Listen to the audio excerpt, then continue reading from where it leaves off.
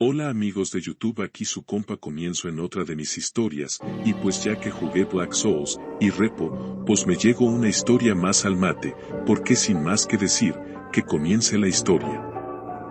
Un demonio nuevo. Kibutsuji Musan fue, durante mucho tiempo, el terror de muchos. Sin embargo, antes de convertirse en el monstruo que todos temían, fue simplemente un humano. Uno frágil, enfermizo, condenado desde el instante mismo en que nació. Desde el vientre de su madre llegó al mundo sin respirar, pálido e inmóvil, tanto que se pensó que había nacido muerto. Durante su propio funeral, cuando lo daban por perdido, el recién nacido soltó un grito desgarrador. Fue un llanto intenso, como si con ese primer aliento desafiara al destino. Aquel grito no solo anunció que seguía con vida, sino que marcó el inicio de su constante lucha por sobrevivir. Desde entonces, cada día fue una batalla. Siempre enfermo, siempre débil, vivía con la muerte susurrándole al oído. La sentía cerca al dormir, al despertar, como una sombra persistente, arrullándolo suavemente con su fría promesa de descanso eterno. La muerte lo anhelaba con paciencia, acechándolo desde la oscuridad, esperando el más mínimo descuido para reclamarlo. Musan creció sabiendo que su vida pendía de un hilo.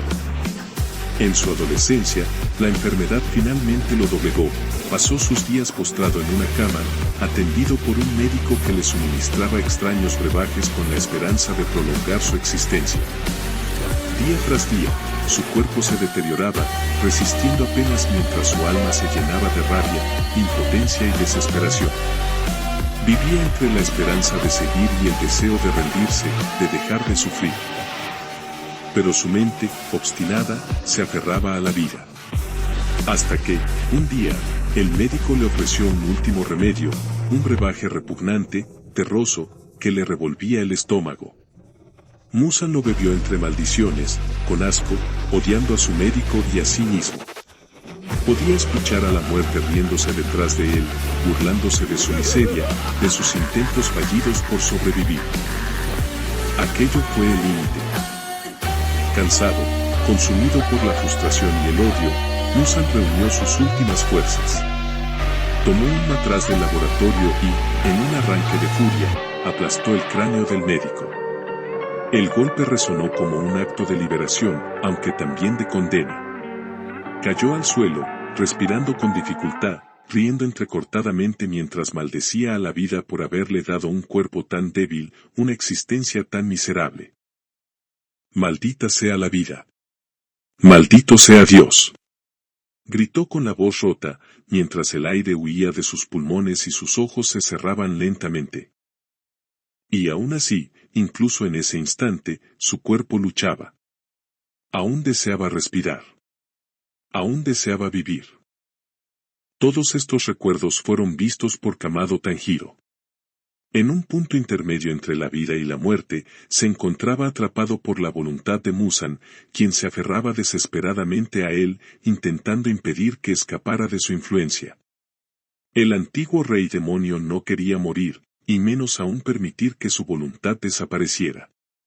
Usaba toda su fuerza restante para evitar que Tanjiro se alejara, deseando que, si no podía vivir él mismo, al menos alguien heredara su existencia, su deseo, su anhelo más profundo, ver de nuevo la luz del sol. Tanjiro lo sentía. Sentía la angustia de Musan, su desesperación por vivir, por presenciar aquello que jamás pudo alcanzar. Sintió en su alma la fuerza de esa voluntad persistente, cargada de sufrimiento, de deseo y de añoranza. Los recuerdos de Musan, su tristeza y su ansia de redención, calaron profundamente en el corazón de Tanjiro, quien, por un instante, soltó las manos de sus amigos caídos. Respiró profundamente. En ese momento, de sus labios emergió una pequeña nube de humo. Al principio, apenas visible. Pero pronto, esa bruma se transformó en una llamarada abrumadora, una oleada de fuego que arrasó con todo a su paso. No era un fuego destructivo, sino una manifestación de la paz que residía en el corazón de Tanjiro. Aquella serenidad se expandió por todo el lugar, envolviendo incluso al propio Muzan.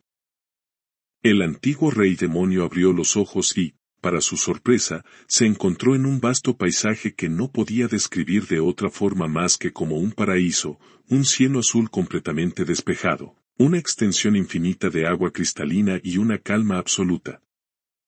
En el centro de ese mundo, Muzan vio una esfera luminosa, semejante a un pequeño sol.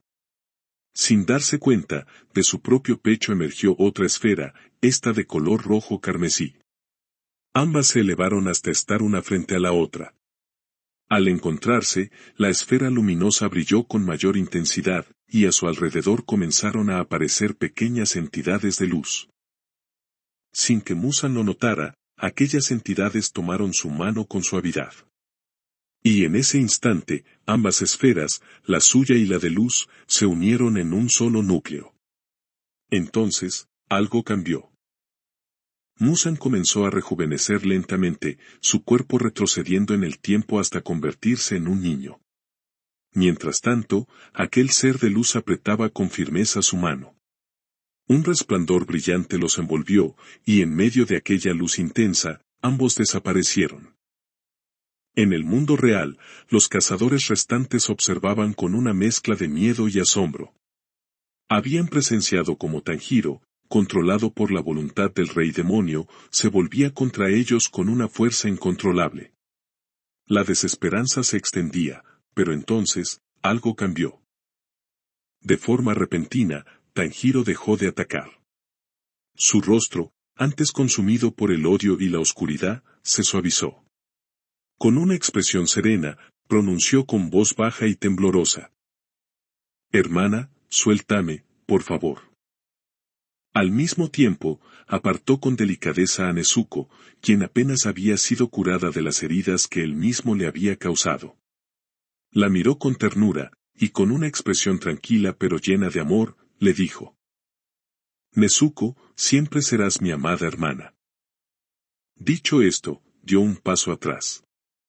En ese instante, las columnas que sobresalían de su espalda, como si fueran extremidades vivientes, enfurecidas, comenzaron a girar de forma violenta, agitándose de un lado a otro. Afortunadamente, no hirieron a nadie. Era como si el propio Tanjiro, aunque medio consciente, aún ejerciera cierto control. Pero entonces, sin previo aviso, aquellas columnas comenzaron a envolverse sobre él. Lo hicieron con una violencia frenética, como si la propia voluntad demoníaca intentara encerrarlo de forma definitiva. Tanjiro, viendo a sus amigos a lo lejos, apenas alcanzó a esbozar una sonrisa. Una sonrisa triste, cargada de pena y arrepentimiento. Segundos después, su cuerpo quedó completamente envuelto en una esfera ósea que, ante la mirada atónita de todos, comenzó a fosilizarse rápidamente. Hubo un silencio sepulcral. La sorpresa apenas daba paso al entendimiento cuando la primera en reaccionar fue Nezuko. Sin pensarlo, se acercó lentamente a la esfera. Al posar su mano sobre la superficie, sintió una calidez extraña, pero familiar. Era como si su hermano aún estuviera allí, esperándola. Y entonces, algo hizo clic en su mente. Una comprensión silenciosa, devastadora. Sus fuerzas la abandonaron. Se arrodilló frente a la esfera y, con un sollozo ahogado, murmuró con tristeza: «Hermano». Los días posteriores fueron sombríos para todos, el mundo entero se cubrió de nubes grises, no por el clima, sino por la tristeza. Los cazadores organizaron un funeral, honrando lo que creían era el sacrificio definitivo de su mejor amigo, su hermano, pero, por sobre todo, un gran luchador, Kamado Tanjiro. Enterraron aquella esfera fosilizada como si fuese su féretro. Y aunque por cada mal existe un bien, para muchos, el precio había sido demasiado alto. Con la caída de Muzan, los demonios comenzaron a desaparecer misteriosamente. Los pocos que quedaban fueron erradicados por Hiyutomioka y Sanemisi Nasugaba, los últimos pilares del agua y del viento. Esto permitió que Zenitsu e Inosuke quedaran libres de sus responsabilidades como cazadores. la pena tardó en disiparse. Durante mucho tiempo, el dolor corroyó el corazón de todos los sobrevivientes.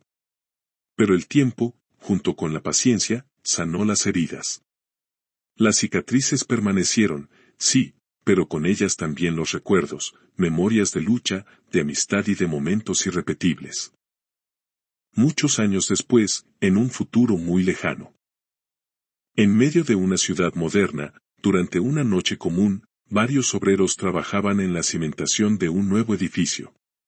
Con palas mecánicas removían tierra para colocar las varillas de acero que sostendrían la estructura. Todo iba según lo planeado, hasta que la máquina chocó violentamente contra algo. El estruendo fue tan fuerte que todos los trabajadores se acercaron a observar. Lo que parecía ser una roca sobresalía del suelo. Intrigados, cambiaron la pala por un taladro de roca y comenzaron a perforarla. Pero por más que lo intentaron, el taladro se rompió.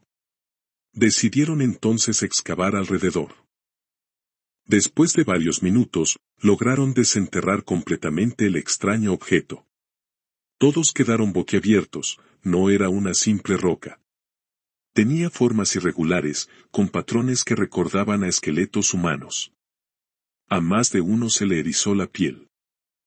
Pero el verdadero terror llegó cuando la roca comenzó a emitir crujidos y en un estallido repentino, explotó en miles de fragmentos. Los trabajadores se cubrieron instintivamente. Ninguno se percató de que algo, o alguien, salió disparado hacia lo alto de un edificio cercano. Desde la cima, aquella figura observó en silencio. Frente a él se extendía la ciudad, iluminada por los primeros rayos del amanecer. Miraba todo con tranquilidad, aunque su expresión mostraba cierta confusión. Todo se le hacía familiar y al mismo tiempo extraño. Un paralelismo inquietante, como si el tiempo hubiese seguido sin él. Suspiró con cierto cansancio.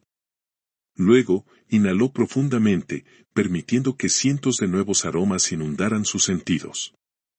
Entre todos ellos, uno sobresalió. Un olor familiar, pero también desconocido.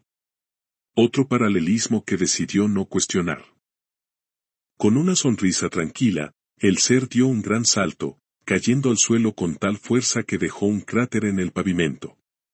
Varios transeúntes se sobresaltaron, confundidos por el estruendo y la nube de polvo que se alzó, hasta que ésta se disipó por completo. Todos abrieron los ojos con asombro. Allí, en medio del cráter, se encontraba un niño. No dijo una palabra. Solo se irguió y, con un segundo salto, desapareció, convirtiéndose en una mancha borrosa a la vista de todos. Mientras corría entre los edificios, con una expresión serena y luminosa, murmuró con alegría: Nezuko, tu hermano ya está de camino.